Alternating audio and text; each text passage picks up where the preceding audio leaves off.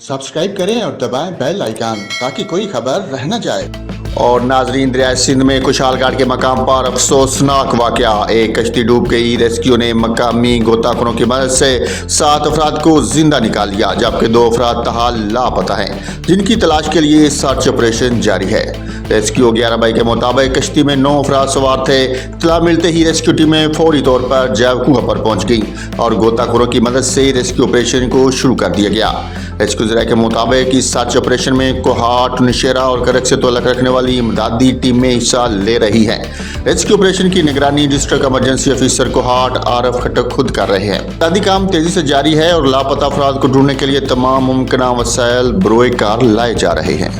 दरिया सिंध में खुशहाल घाट के मकाम पर अफसोसनाक वाकया। एक कश्ती डूब गई। रेस्क्यू ने मकामी गोताखोरों की मदद से 7 अफराद को जिंदा निकाल लिया, जबकि 2 अफराद ताहाल लापता हैं, जिनकी तलाश के लिए सर्च ऑपरेशन जारी है। रेस्क्यू 11 मई के मुताबिक कश्ती में 9 अफराद सवार थे। इत्तला मिलते ही रेस्क्यू टीमें फौरी तौर पर जैवकुआ पर पहुंच गई और गोताखोरों की मदद से रेस्क्यू ऑपरेशन को शुरू कर दिया गया।